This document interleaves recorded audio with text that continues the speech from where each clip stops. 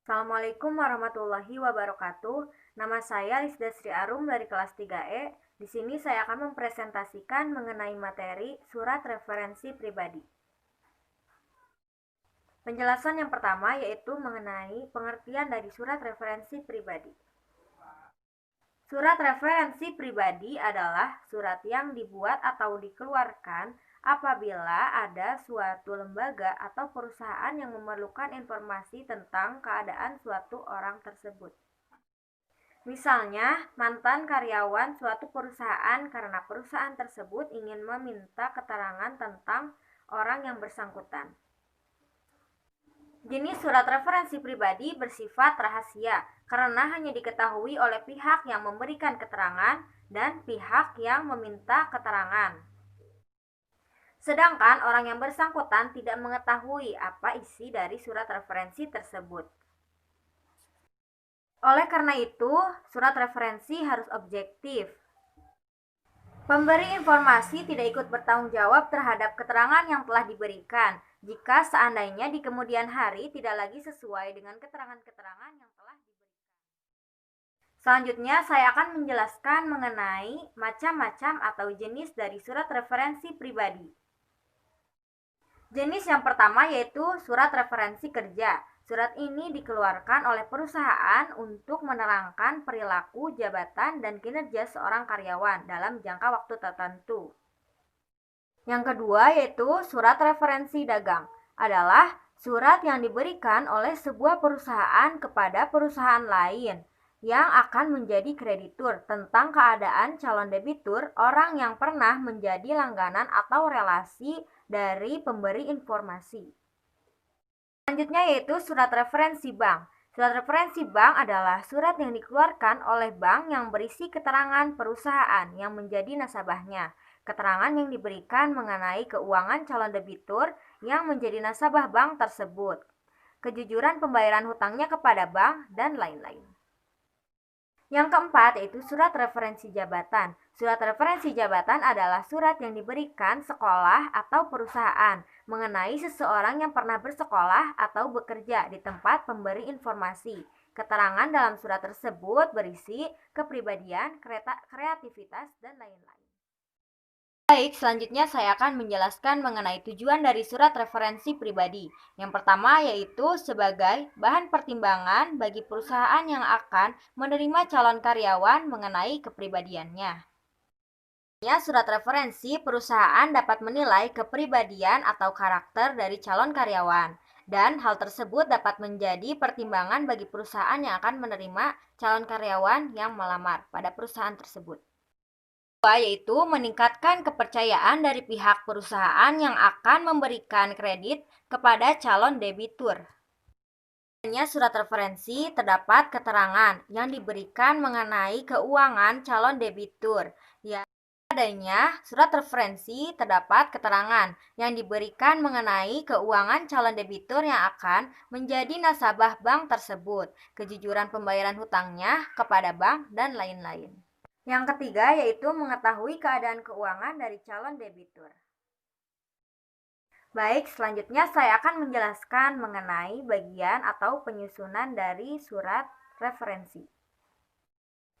Bagian dan penyusunan surat referensi ini mirip dengan surat rekomendasi.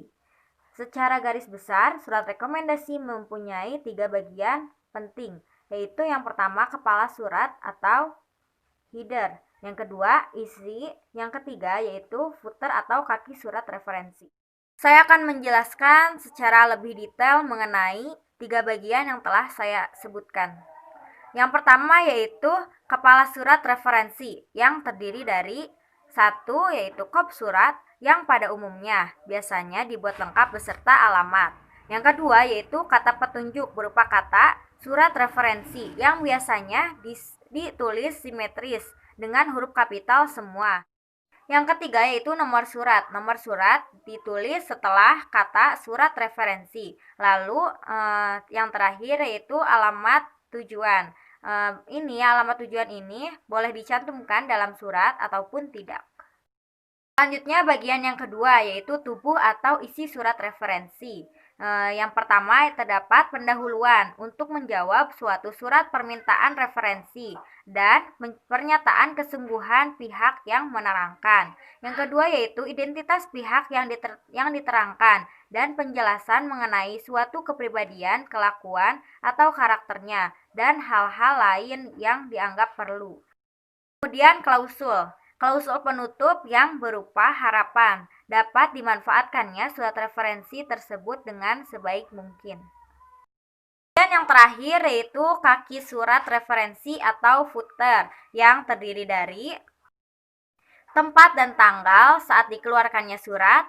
Yang kedua yaitu identitas pembuat referensi yang dapat berupa jabatan, penanggung jawab, tanda tangan, nama terang, NIP, nomor anggota atau sejenis cap atau stempel lembaga.